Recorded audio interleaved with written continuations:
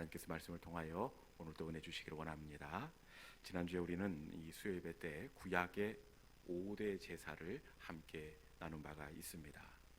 구약의 제사는 이 5가지 제사로 나뉘어지는데 한 마음으로 드리는 일심 번제가 있습니다. 이 이삭으로 드리는 소제가 있고, 그리고 3가지 방법으로 드리는 화목제가 있습니다.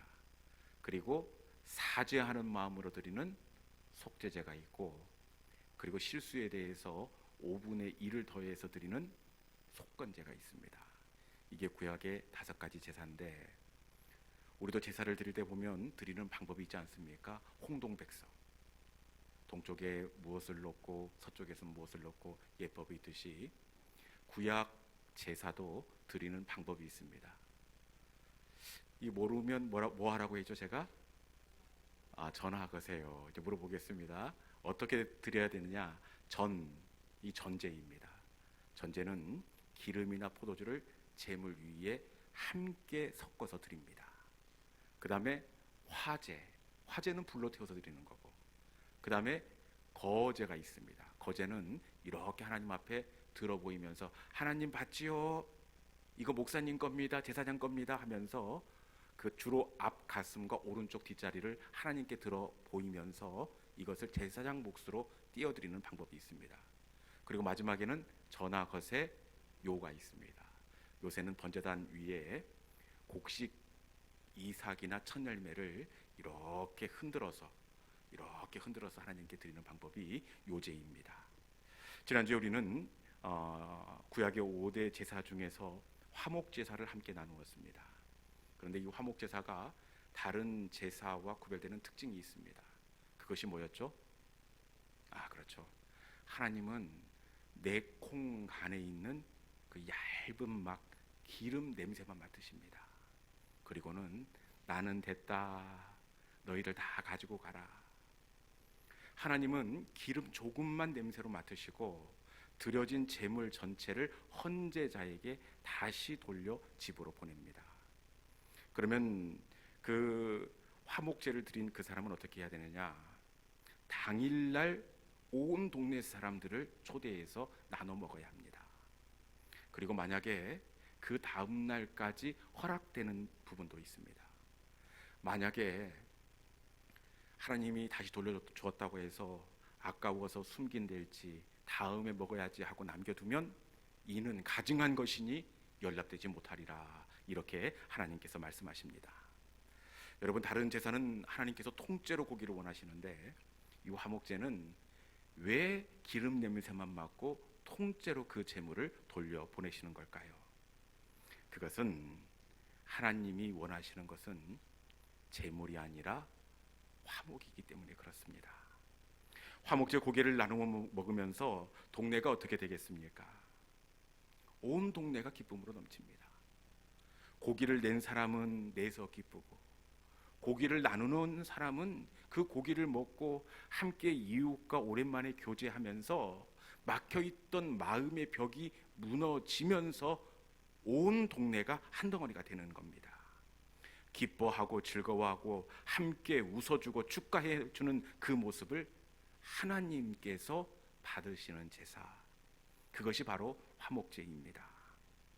여러분, 하나님께서 원하시는 것은 고기가 아니라 화목을 더 원하십니다. 왜 그러느냐? 이 화목이 공동체의 생명이기 때문에 그래요.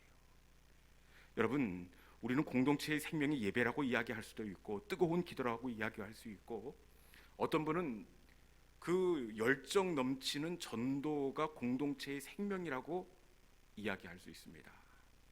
그런데 사실 화목하지 않으면 예배도 무너지고, 화목하지 않으면 기도도 막히고, 화목하지 않으면 봉사하고 싶은 마음도 사라집니다.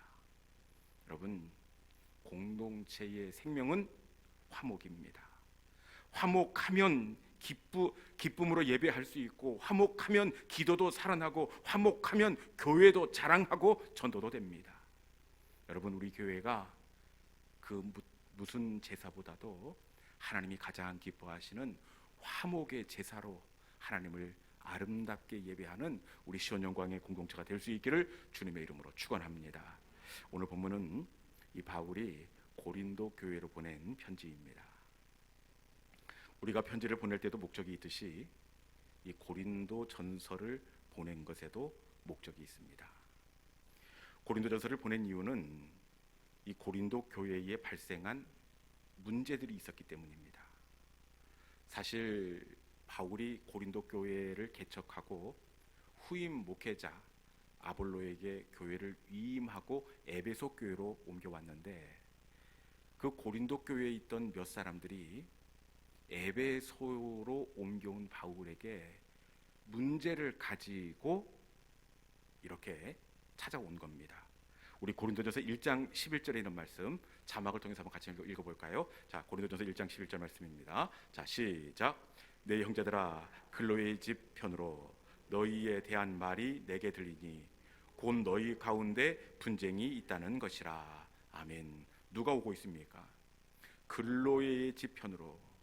이 글로에라는 사람이 고린도 교회를 굉장히 아끼고 사랑했던 것 같은데, 에베소로 건너와 고린도의 상황을 보고하고 있습니다.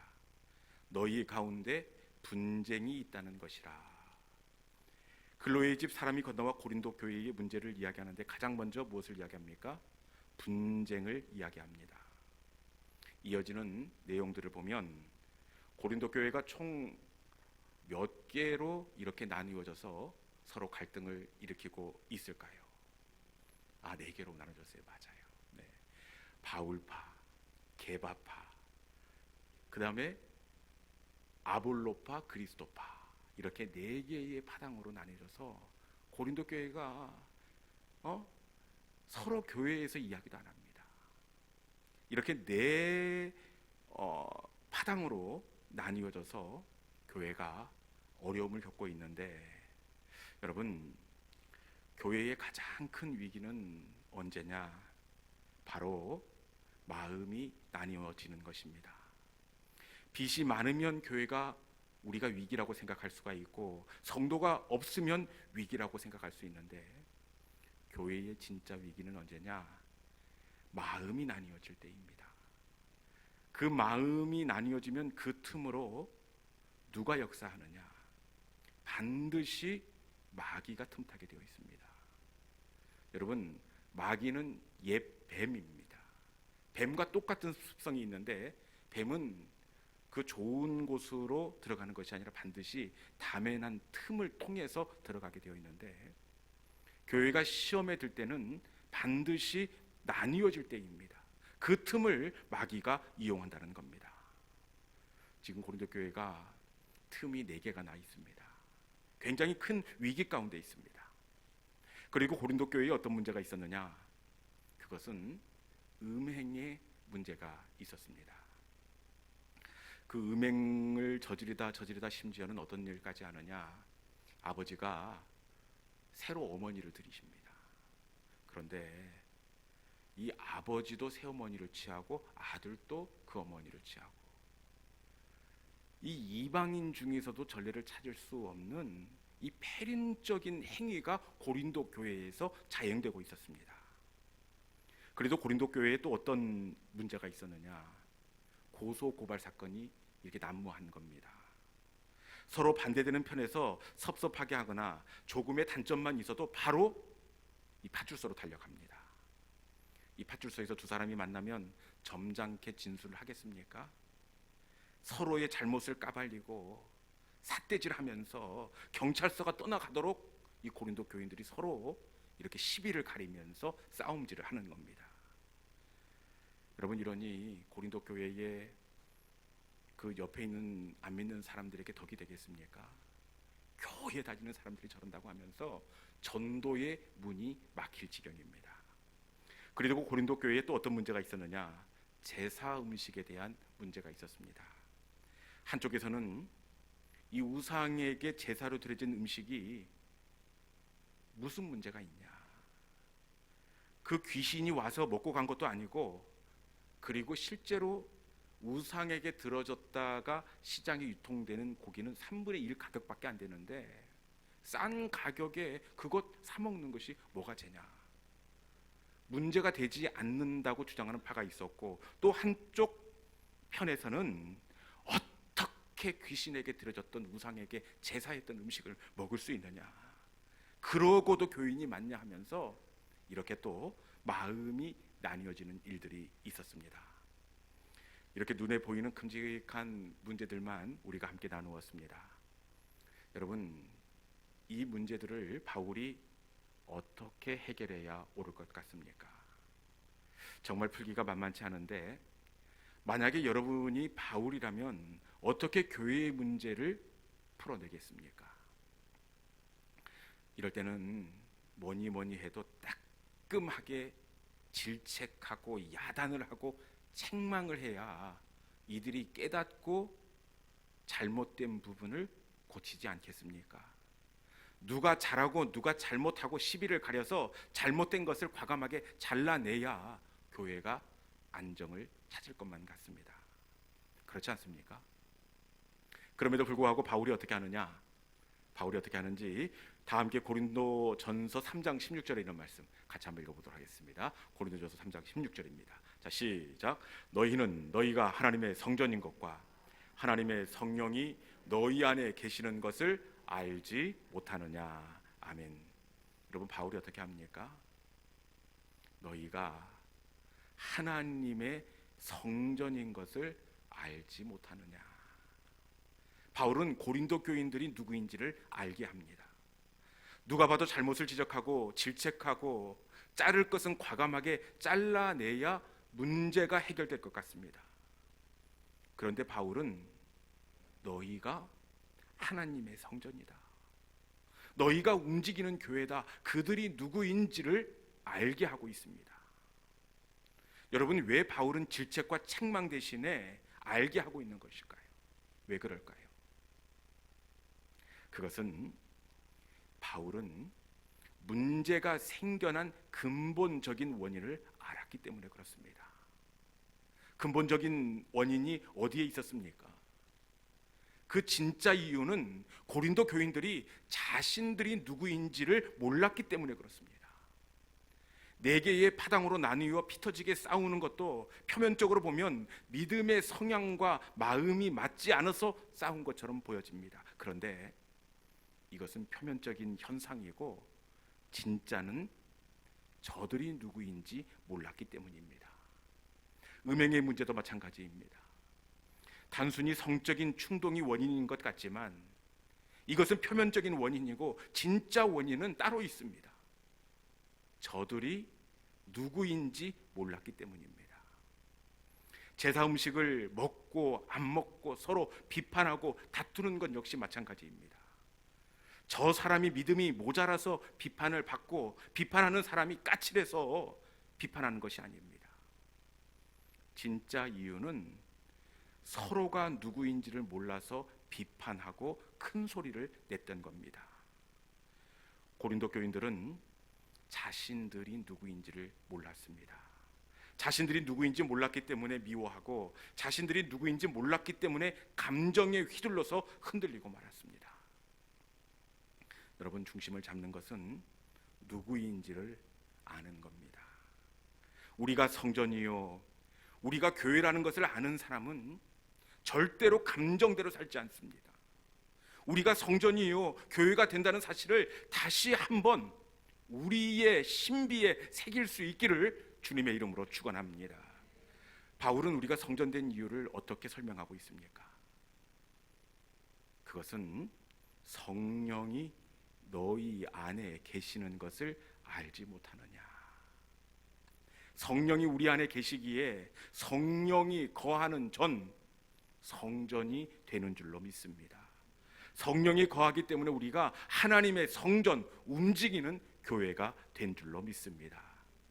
여러분, 그런 의미에서 옆에 분 한번 이렇게 바라보십시오. 어떻게 보이십니까?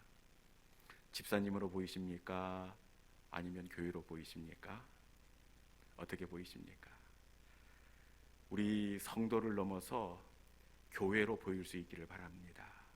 그렇게 집사님에게 잘해주는 것은 누구에게 잘하는 겁니까? 그분에게 잘하는 것이 아니라 몸된 교회에게 잘하는 것입니다. 옆에 있는 지체를 아끼고 사랑하는 것은 그리스도의 몸된 교회를 아끼고 사랑하는 것이고, 그를 용서하는 것은 교회를 용서하는 것이고, 그를 미워하는 것은 누구를 미워하는 겁니까? 교회를 미워하는 겁니다. 그렇기에 예수님은 뭐라고 말씀하시느냐? 소자 하나를 실족시켰을진데 그 다음 어떻게 하라고요? 목걸이 매라고 그러죠. 목걸이가 좀 크죠. 연자 맷돌 목걸이를 메고 바다에 들어가다. 이게 낫다. 왜 그렇습니까? 그것은 단순히 연약한 자 하나를 시험 들고 넘어지게 한 것이 아니라 교회 하나를 망하게 했기 때문입니다. 반면에 소자 하나에게 물 한 잔을 건넸을 뿐인데 우리 주님께서 뭐라고 말씀하십니까? 결단코 천국에서 상급을 잊지 않겠다, 이렇게 말씀하십니다. 왜 그렇습니까? 소자가 아니라 소자 이상의 의미, 몸된 교회를 아끼고 사랑했기 때문입니다. 옆에 있는 지체를 주님의 몸된 교회를 섬기듯 아끼고 사랑하고 용서하고 위해주는 믿음의 성도들이 될 수 있기를 주님의 이름으로 축원합니다. 그러면 왜 우리를 움직이는 교회로 불러주셨을까요? 왜 성전이 있으면 되는데 이 성전을 넘어서서 우리 각 개인이 움직이는 교회가 되어서 각자 삶의 자리로 흩어지게 하셨는데 왜 우리를 움직이는 교회로 불러주셨을까요? 왜 그럴까요? 그 이유가 17절 말씀에 나와 있습니다. 다 함께 17절 말씀 한번 읽어봅시다. 자, 시작. 누구든지 하나님의 성전을 더럽히면 하나님이 그 사람을 멸시하리라. 하나님의 성전은 거룩하니 너희도 그러하니라. 아멘. 왜 우리를 움직이는 교회로 불러주셨습니까?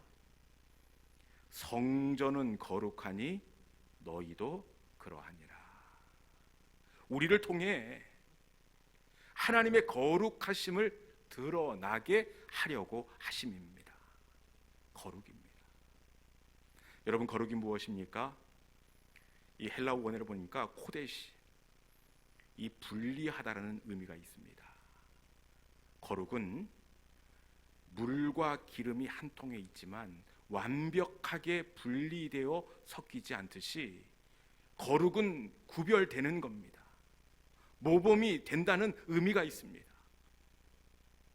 우리를 움직이는 교회로 흩어지게 하심은 세상 속에서 다른 삶, 모범이 되길 원하셔서 우리를 움직이는 교회로 삼아 주셨습니다. 무엇에 구별되어야 하느냐? 움직이는 교회로서 세상 속에서 어떻게 구별되어야 하느냐? 그 말씀을 우리가 알기 위해서는 에베소서로 가봐야 합니다. 왜 에베소서로 가봐야 되냐? 에베소서는 별명이 교회의 서신입니다. 이 에베소서를 두 부분으로 나누는데 전반부는 교회는 뭐냐, 그리고 후반부는 교회가 어떻게 살아야 되느냐, 특별히 움직이는 교회인 성도가 어떻게 살아야 되느냐, 이것을 말씀합니다. 여러분, 후반부 움직이는 교회가 어떻게 살아야 되는지를 에베소서 5장 4절에 이렇게 담아놓고 있는데 우리 자막을 통해서 한번 읽어봅시다.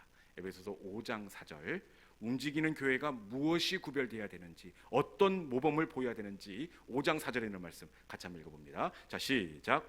누추함과 어리석은 말이나 희롱의 말이 마땅치 아니하니 오히려 감사하는 말을 하라. 아멘. 움직이는 교회가 어떻게 살라고 말씀하십니까? 누추함과 어리석은 말, 희롱의 말을 하지 말라. 그리고 대신에 감사의 말을 하라. 입술에 있어서 구별되라, 이렇게 말씀합니다. 누추함과 어리석은 말, 이 말은 상스러운 농담입니다. 그런데 말씀은 움직이는 교회는 상스러운 농담을 해서는 안 된다, 그 이름조차도 부르지 말라, 이렇게 말씀하시는데 사실 상스러운 농담처럼 이 흥미가 가고 맛있는 그 이야기가 어디 있습니까? 그래서 그런지 믿는 사람들 가운데서도 참 농이 짙은 상스러운 농담을 잘 하시는 분들이 있습니다. 그런데 움직이는 교회는 어떻게 하라고요? 그 이름조차도 부르지 마라. 왜? 아무리 재미있고 분위기를 띄운다고 하더라도 그 상스러운 농담은 마땅하지 아니하니, 이 원어는 전혀 어울리지 아니하니. 상스러운 농담이나 저속한 언어는 움직이는 교회에게 어울리지 않기 때문에 그렇습니다. 움직이는 교회인 성도에게 어울리지 않으면 하지 말아야 합니다. 새벽 예배 때 제가 한번 말씀드린 적이 있는데, 요즘 젊은이들 사이에서 그 개자를 붙이는 것이 아주 유행입니다. 이 개자만 잘 붙이면 바로 그냥 세련되고 젊어지는 겁니다. 젊은이들은 맛있어도 야 맛있어 죽겠다, 우리는 그 정도인데, 이 젊은 사람들은 우와 개 맛있다 이렇게 얘기합니다. 왜 그런지 모르겠어요. 반가워도 개 반갑다, 재밌어도 야 개 재밌다, 개자를 주로 붙입니다. 여러분 젊어지고 싶으면 바로 개자만 붙이면 됩니다. 여러분, 그런데 만약 제가 이렇게 한다면 이게 어울리겠습니까? 신방을 가서 점심 식사를 하고 났는데 제가 세련되게 와 집사님 오늘 점심이 개 맛있습니다. 여러분, 아무리 세련돼도 어울리지 않습니다. 대신에 오히려 감사하는 말, 어울리지 않으면 하지 말라, 이렇게 말씀하고 있습니다. 여러분, 누추함이나 어리석은 말, 희롱이나 조롱의 말은 어울리지 않기 때문에 어떻게 하라고요? 그 이름조차도 부르지 말라, 전혀 어울리지 않다, 이렇게 말씀합니다. 우리의 입술이 구별되는 움직이는 교회가 될 수 있기를 주님의 이름으로 축원합니다. 그리고 말이 구별되어야 하고, 그리고 먹는 것도 교회에 어울리지 않으면 하지 말아야 합니다. 먹는 것도 마찬가지예요. 우리 에베소서 5장 18절, 이 에베소서 5장은 움직이는 교회가 이렇게 살아야 된다라는 그런 대목을 담아놓고 있습니다. 5장 18절 한번 읽어봅시다. 자, 시작. 술 취하지 말라, 이는 방탕한 것이니 오직 성령으로 충만함을 받으라. 아멘. 술 취하지 말라, 이는 방탕한 것이니, 어울리지 않는 것이니 하지 말라, 이렇게 말씀합니다.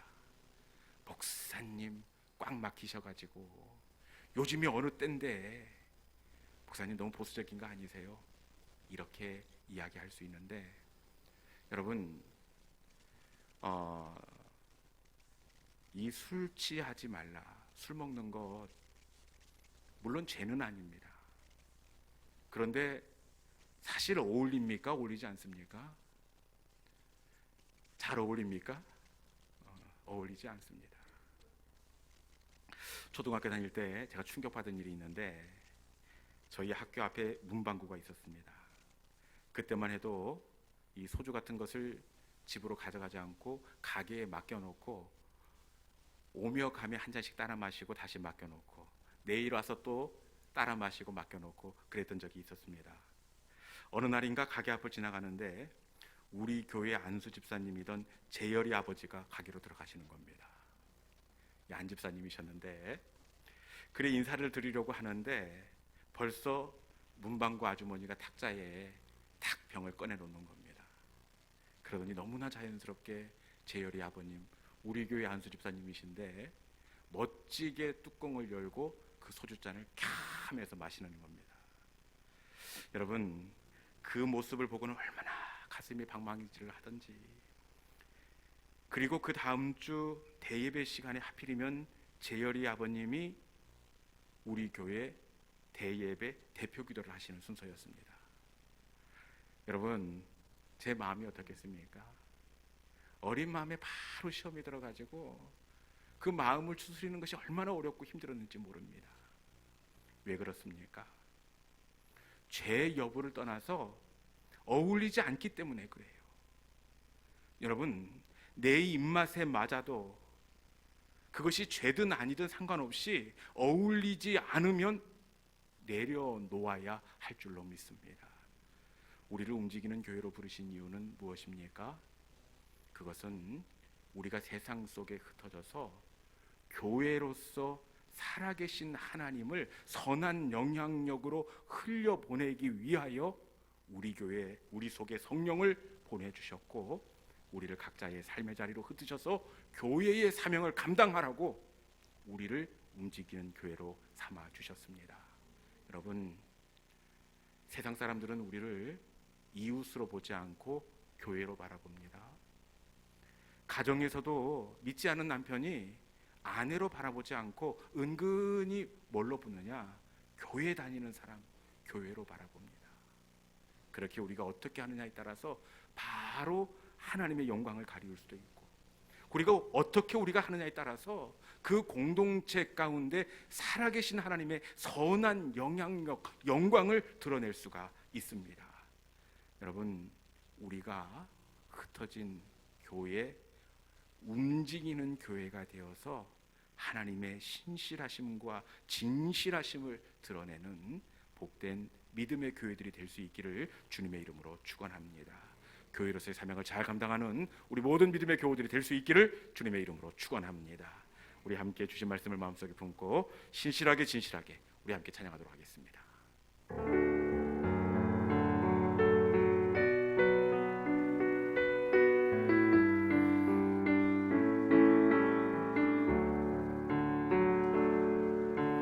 신실하게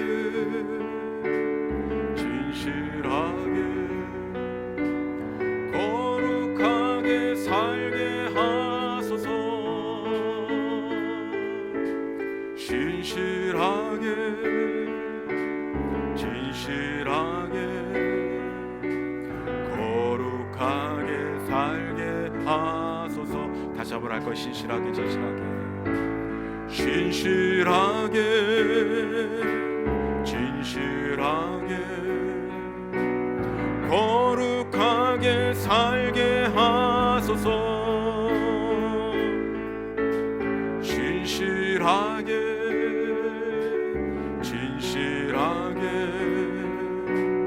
거룩하게 살게 하소서.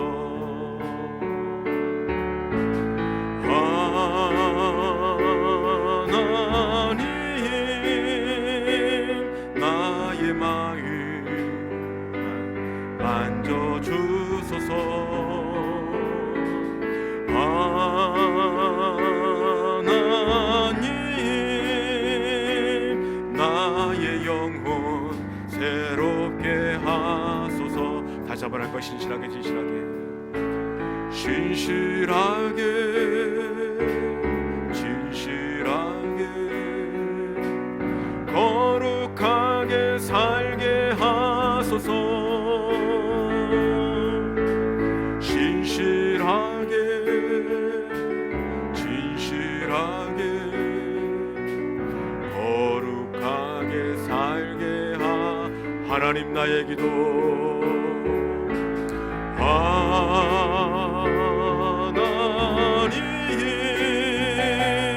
나의 기도 들어주소서.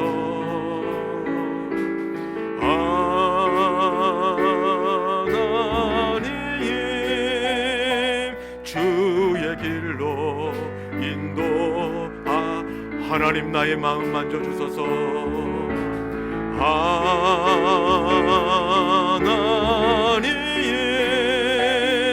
나의 마음 만져주소서. 하나님